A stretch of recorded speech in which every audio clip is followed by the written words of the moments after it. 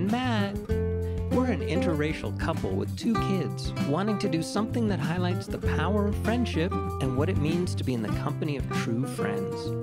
We're going to move our society away and out of the loneliness epidemic and into a friendlier, happier world. Welcome to our friendly world. Better, stronger, together.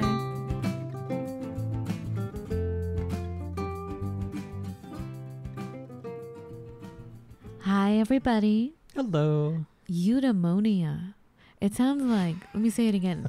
Eudaimonia. But it's one word. It's one word, eudaimonia. It sounds like Eudaman. Eudaman. Or Eudaimonia. Or there's another pronunciation, Eudaimonia. So we have another Greek word for you today, guys. It's Those Greeks. Eudaimonia. And Aristotle is joining us today again. As much as we can channel Aristotle, our friend to the art of friendship. All right, eudaimonia is a Greek word literally translating to the state or condition of good spirit, which is commonly translated as happiness or welfare.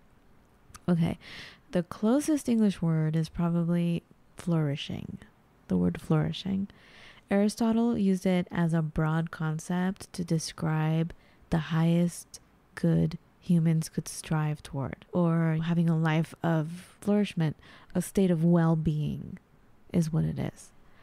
An example of eudaimonia was like it was achieved through being virtuous, living a virtuous life. But isn't it bigger than that? So let me just keep going and we can get into it. So virtue is moral excellence, to allow something to act in harmony with its purpose. That's interesting if you think about it with friendship, allowing something to act in harmony with its purpose. So don't put anything on someone. Don't put anything on the friendship. Just allow it to see what its true purpose is. Maybe this person is not your true friend. What is the purpose of them being in your life? Right? Just look at it objectively.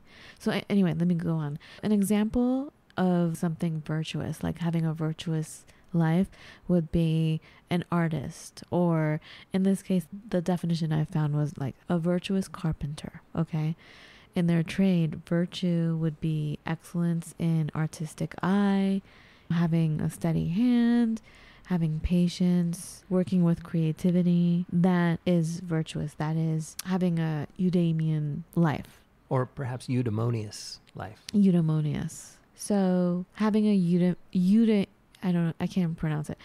Having a eudaimon life is one dedicated to developing okay.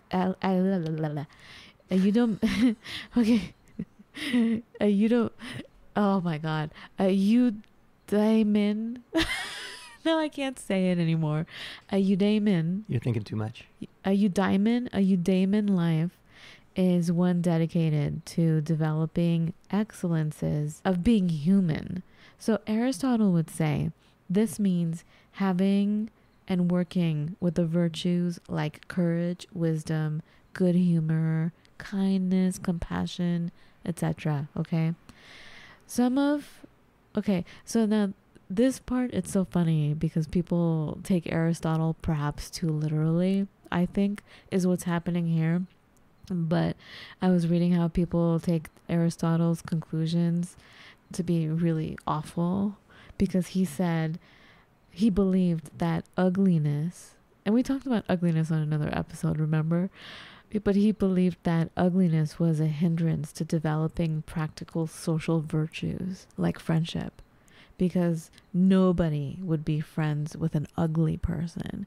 So whoever read this, I think, thought immediately you have to have a certain aesthetic. You have to be blonde and thin, or whatever the way of looking beautiful is in our society, whatever is in vogue in that time period. But what I know he's talking about is you can't have friends if you're ugly in spirit. How many times do I tell this to the girls? You can meet someone like you think your true love, right? And they're so beautiful, handsome, whatever. That in an instant goes away when they're acting ugly, when they're ugly on the inside. But if you're beautiful on the inside, you're always beautiful in all ways. a person that acts ugly is ugly. Ugly.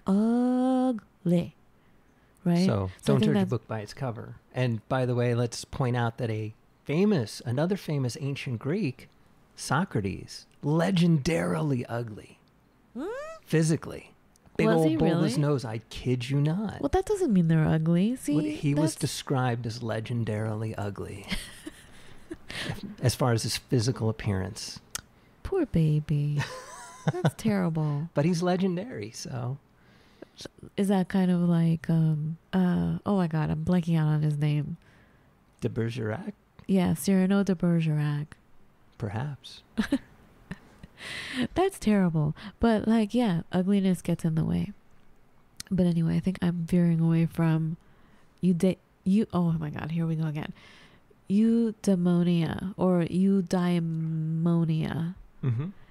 We were harping on really the recipe of it, which would be to be true, to be good, to be beautiful. And now, having discussed Aristotle and beauty, I think beautiful, we now can be on the same page with in this episode as we talk about beauty. It's beauty as in spirit, correct? Right. Okay. It's not the skin deep stuff. It's funny because this whole eudaimonia came about because I was reading a book which came recommended, and then I started reading it. I'm like, guys, to my friends, I'm like, oh my god, this book is so good. And they're like, yeah, we've known about this book for years. Don't you hate that? Like, you think you come up with this really primo whatever? Well, I didn't come up with it. A teacher recommended it. But still, it's like you mention it, and they're like, yeah, I read that like 4 years ago. Thanks. Yeah, well, and then they have it around their house, and apparently, like KJ, this is her gift to her friends every year. Like, she'll give this book as a gift to everyone. You need to get her gift list and like buy all those books. Buy all the stuff on her, like Oprah's list. Just buy everything. We should have a KJ list of gifts. This book was recommended by a teacher, and he was saying that he reads it every Christmas, every year. Interesting. And it's interesting because when I said, oh my god, Beth, KJ, have you guys read you guys should read this book, it's great. And they're like, yeah, we have that book. And then immediately KJ snaps some shots of her coffee table, like in her living room, and she's like, see, and it had all these tabs in it and all these notes. She's like, yeah, no, I read this 4 times a year. I'm like, wow. 4 times a year. So people read this over and over well, come again. on, get to the point. All right, the book is called, first of all, it's called Big Magic, and it's by Elizabeth Gilbert. Who's that? You know, Eat, Pray, Love. Oh. She wrote that. Okay, so she was talking about genius. She was talking about, in the portion of the book which brought about eudaimonia. She was talking about how it wasn't until the Renaissance that we took on the quality of genius as us. Like, this person is a genius. But before that, it was thought of as a spirit, an entity that whispers to you, that comes in and out. It's not you. So it's a collaboration with you and this force. And so she started talking about, in ancient Greek, the highest degree of human happiness is eudaimonia, which basically means well-daimoned. And when I first read that, I'm like, is that a demon?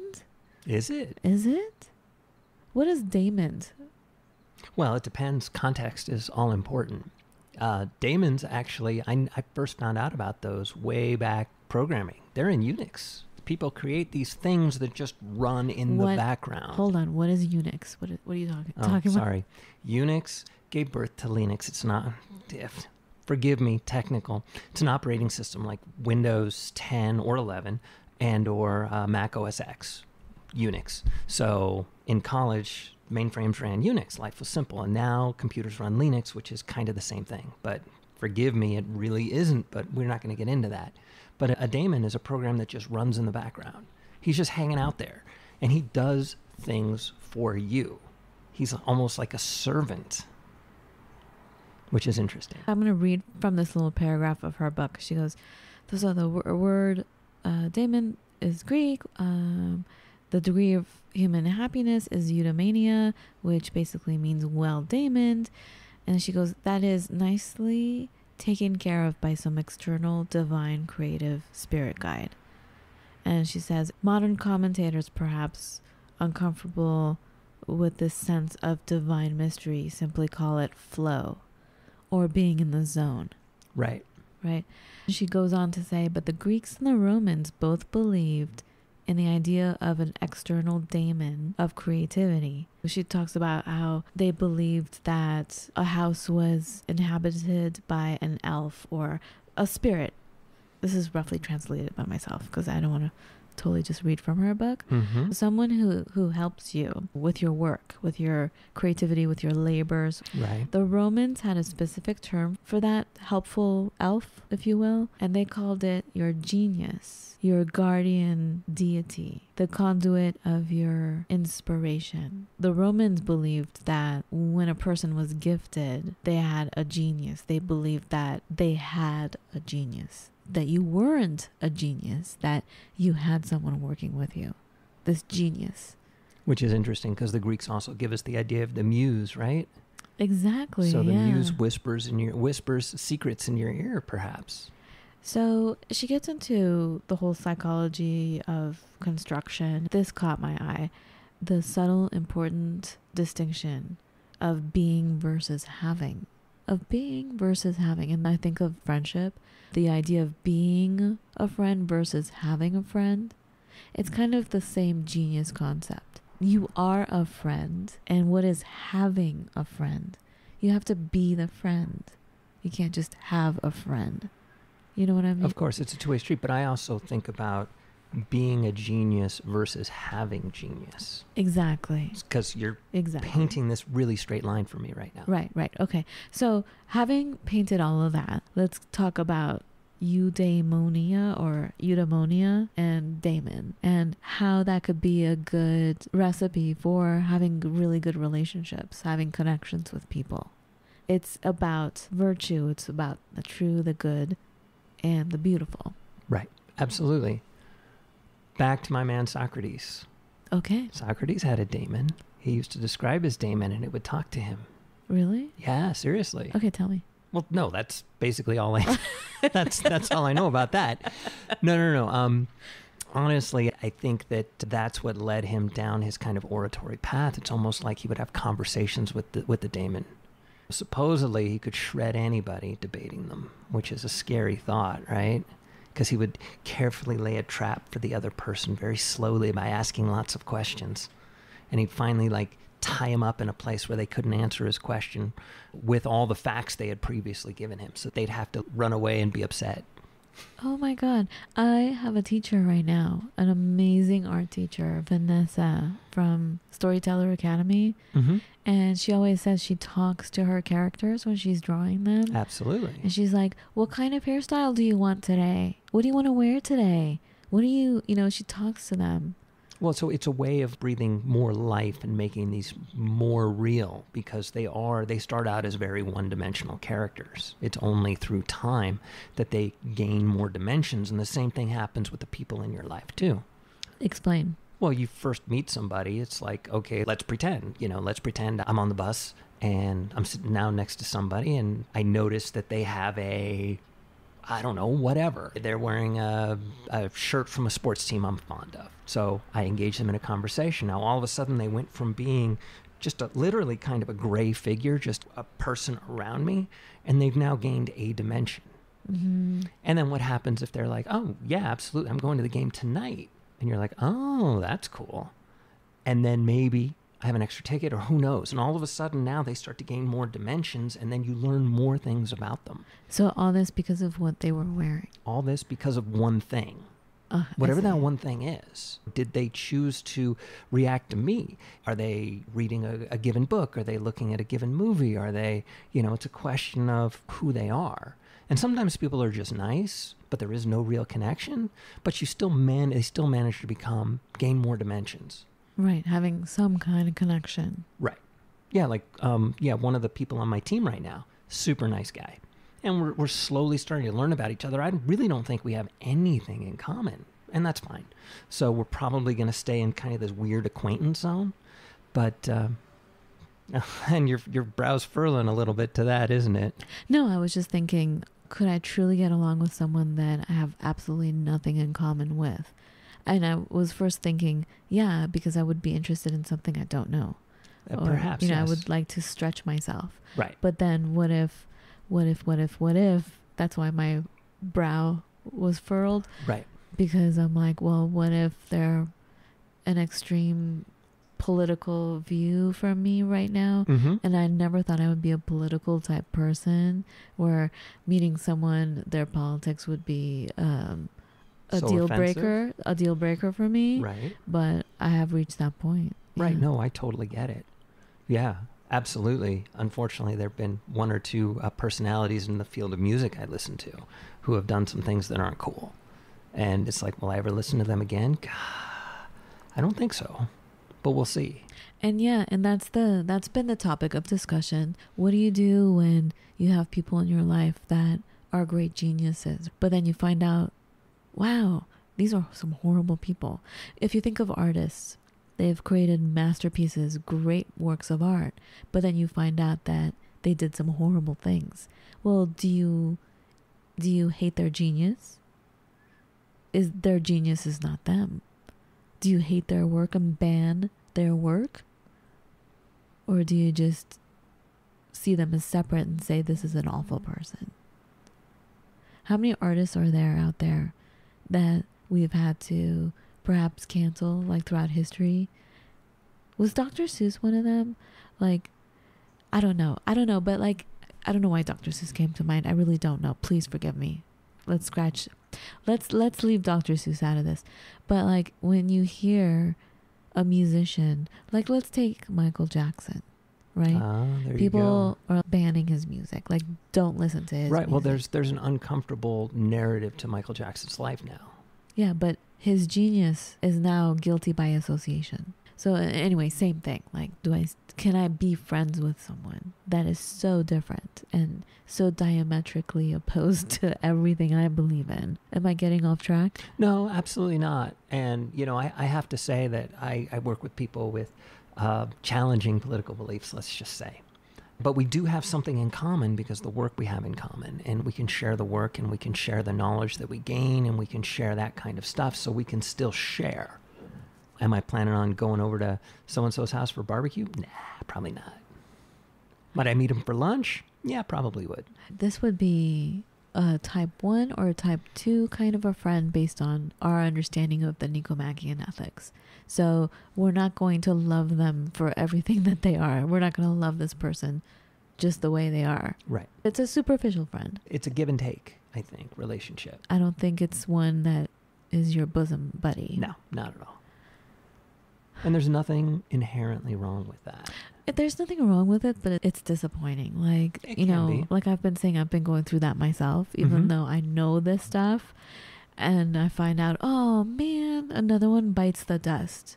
Here was a friend that I thought was my like soul mate friend. Right. I'm like, oh man, they're really not.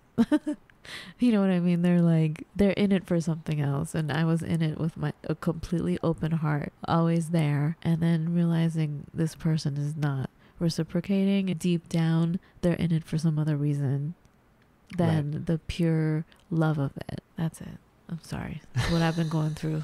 Yeah, I'm telling you, it's hard. It's devastating. I totally get it. That's why I think I'm more measured and careful. And I just maintain a curiosity. When I run into somebody who I don't have a lot of common with, it just sparks my curiosity, frankly. Mm-hmm. And it just, I'll find those points of intersection and I'll see where we can communicate and where we can be happy. And I know for sure I'm going to learn a little some from this person. And that makes me happy. Yeah, well, you're thinking about it, whereas me, I'm just diving in, and then I'm in the waters. I'm like, oh my God, what have I gotten myself into? Right. And it's hard to get out of it. Yes. Right? Because you've invested your time, your energy, your spirit into it. And you don't want to be wrong. You don't want to be proven wrong. Like, oh, I thought this was this, but it's really not what I thought. And it's hard to see the truth sometimes. It's painful. It is, for sure. But that's why I do like stupid things. Like if I notice that I'm the one who's always calling, then I'll stop and see what happens. I know. I noticed that, but even that is painful for me. You can let it go. Me, it's been months and I'm like, oof, I really got to work on not calling this person. It's horrible. I get it. I totally get it. But can we get back to eudaimonia? Yes. So living a virtuous life, like being a virtuous type person, Mm-hmm. that's the true way to connect. So even if this person is not your true friend, right? Right. You're not, and let's say someone acts ugly or is ugly like Mm-hmm. that, right? You're not going to act like that. Don't play that game. You're going to stay within your own virtue of doing things with excellence. Well, I would say You're going to have a flourishing life. I would say I do these things. I'm not going to project that on someone else, though. No, I'm saying one would when I say you. Okay. I'm sorry, one. Should or could? One should always have one. The should word is so bad, but one. Okay, to be a virtue, just I think the best way to live is to live with virtue, which means to have a flourishing life. So you're still going to do things with excellence. You're still going to behave with excellence, whatever that excellence is for you. And you need to stay with that as your center point, and move with that. Does that make any sense? Absolutely. Why are you quiet? Well, I like being quiet. No, I totally agree with that. And it's about also moving forward, not only virtuously, but with integrity. Yeah, exactly. And not second guessing. I'm careful of my heart. So I go forward virtuously. When people come to me with a question, I don't make them feel small in any way. And we sort out the answers together. And I'm very open when I'm coming to you for help, saying these are the things I don't understand. Or it was funny, I was going through this week. These are the things that make me uncomfortable with this code I just wrote. Let's talk about it. So I literally show off the warts first. Whereas I'm just thinking about it like back in the day when we would have friends over, I would, it was funny noticing people's reactions, because we all, every family member from Elle to Allegra to me to you, we would, what's happening with my voice? I don't know.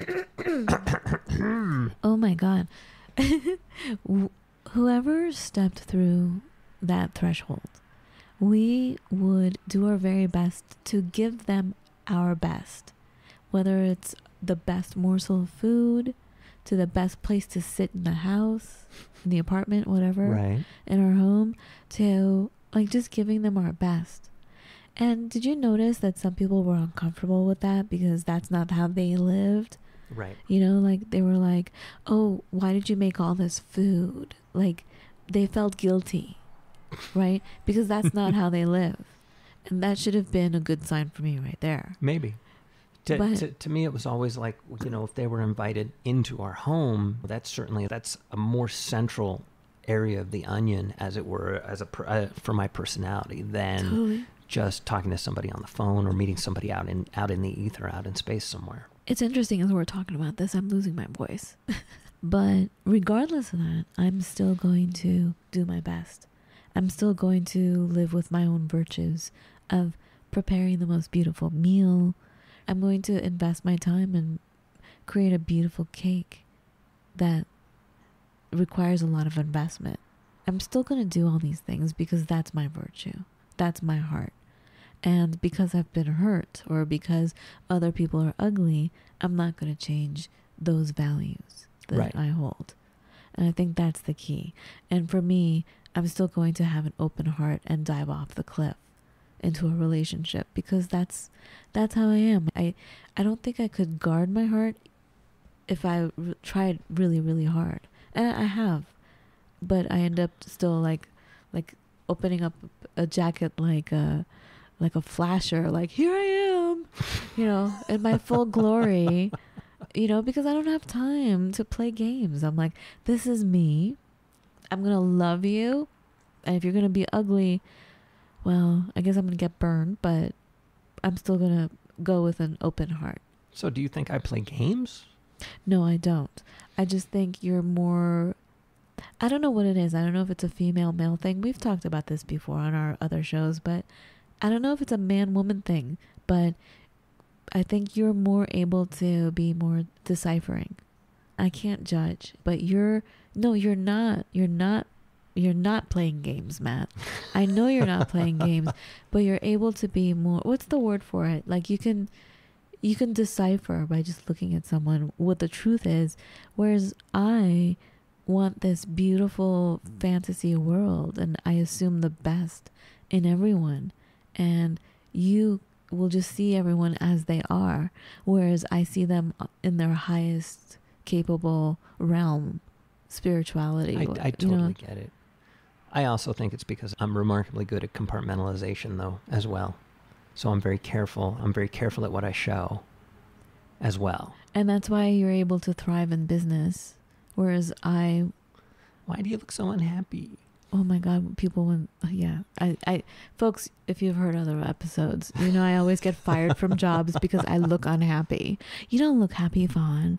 And they'll say that over and over again to push me out. And yet I get when I quit, we had no idea. And it's because they're not paying attention, by the way, because I always leave hints. I always make sure that they understand. And if they go back and really take a good hard look, they can sort it out. Right. People don't listen. Remember when we would say we're moving to Washington? People were like, oh, yeah.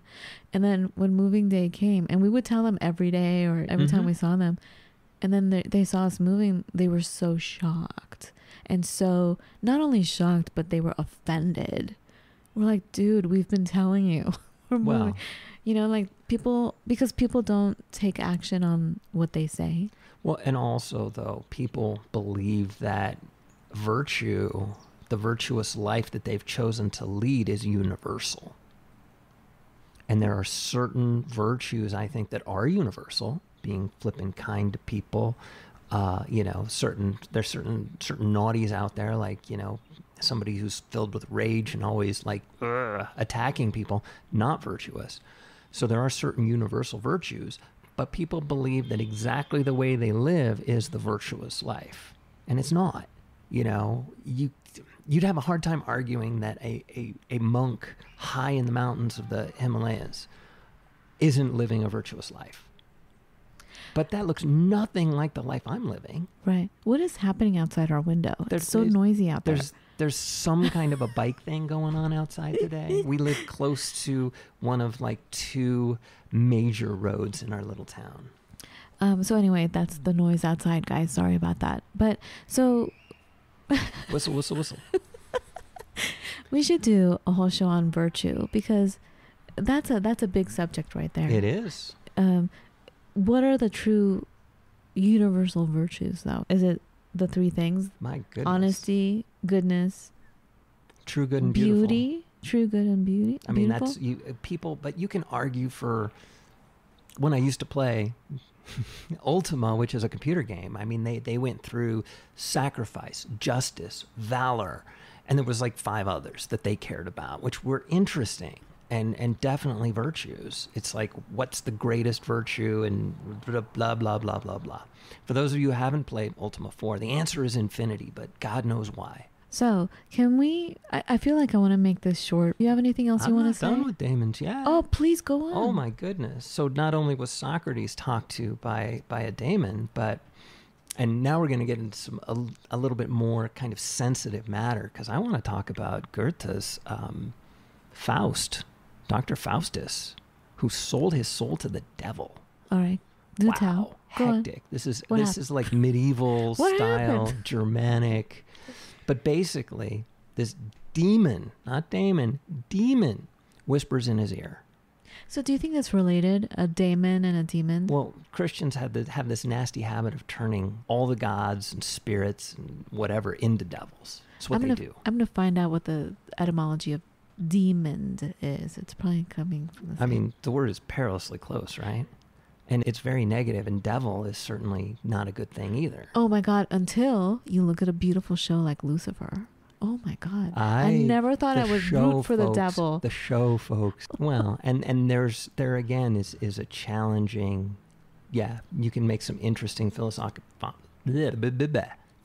arguments back and forth on that. But even Lucifer is about... Like the nature of good and the nature of evil. Lucifer... But back to my point. Okay, I'm sorry, go ahead. My goodness, just take it. All right. But Another I told you talk about Lucifer.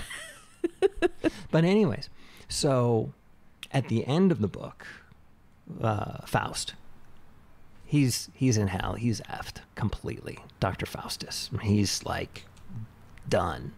But in the process of his life, because he sells his soul to the devil really early, he goes through a humongous mischievous period where he just messes with people. Like he messes with the Pope. Seriously? Dang. And I'm not trying to paint a value judgment here. I'm not trying to say what Dr. Faustus did was good, bad, or indifferent. What did he do to the Pope? I don't remember. I just remember he messed with the Pope. Okay. But anyways, he got wisdom from Mephistopheles, and more, I guess, importantly, what he did before he died was he set up all of his descendants. He got a whole bunch of money and he set them up. Like, what do you mean set them up? In a bad way or in a good way? Rich. Oh, I see. He took care of them. He did something that you might argue is virtuous. You would me? Argue is virtuous by setting them up. I see. Even though he damned himself to hell for eternity. Well, it's a challenging story. Being a virtue doesn't necessarily mean that it equates to success or happiness. It means doing the right thing. And did he do right by his descendants? Well, money is needed, yeah. Yeah, exactly. So it's challenging and it's tricky. So, was he visited by what the Greeks have called that being visited by a daemon? Because, you can certainly argue again that Socrates, who talked about his personal daemon, who talked to him, landed him in a heap of trouble. Because, of course, we know the story of Socrates and we know how he ended. But it's just tricky. It's just something to ponder and think over, honestly. And trying so hard not to pass a value judgment on it. But it is interesting. I'm fairly sure that took us way off topic. No, it's not off topic. That was good. Anyways, a eudaimonious life is one where I think, for me personally, I would think it starts really boiling into of course, inner Popeye, because that's what everything boils into, really understanding and knowing yourself. And then taking it to the next level and trying to understand that at least for me, my best self is that where I'm helping others. And part of a eudaimonious life is that feeling that you get from helping others, like donating to charity is one of those like very clear cut, I'm helping others without a thought as far as what I'm going to get. But see, it's also without a thought. When you're donating to charity, it's not without a thought, though. I'm saying it's without a thought of what I get out of it. No, I know, I understand, but I feel like we heard someone talking about their idea of connection is cooking for someone. I'm talking about totally investing and sharing something that is good and beautiful. That's the way to have true eudaimonia. Well, yes, I would say on a in front of me kind of a way. I was just trying to mention that we get that happy feeling from helping others, even when I might be so disconnected from them. Isn't it interesting? Why do we feel so good when we help others? Isn't that really interesting? Well, think about it. Why? Because we're really helping ourselves too, but because we're all one. I'm going to take it to my hippy dippy side, because we are all interconnected. We're all one. There is no separation. So when you're helping, you're creating that bond. It's about the concentric intersecting circles of energy, right, of love. But I don't know. It feels like you're being ironically, too logical about the whole thing. What? It just feels good to do good. I'm trying to understand where does that good feeling come from? Like, why is that there? See, and I just describe that as analysis paralysis, folks. All right. It can just feel good to feel good. Just feel good. All right. Should we just leave it at that? Take the hedonist approach once in a while. It just feels good. Let's do it. All right. Let's just feel good. Do it to feel good. There you go. Who cares? But watch your virtue, folks. All right. Well, we'll talk to you next time in just a few days. Thank you for listening. We're trying to make the shows a little bit shorter. We're hoping you don't listen to double speed like I listen to things at double speed. But if you do, you're going to be in trouble right now. I can't. You see, we can't even. We have to learn from those auctioneers how they talk really fast. But anyway, thank you for listening, guys. Please tell everyone about what we're doing here with the Art of Friendship. Go to ourfriendlyworld.com. Please subscribe. Ask your friends to subscribe. What are you pointing to, Matt? What? And you should probably mention that this book, Big Magic, is kind of a cool book. I already did. I know, Big but Magic. nice to say it again. Thank you, Elizabeth Gilbert. Thank you so much. Thank you for all the guidance and the magic. Would you say Eudaimonia? You the man.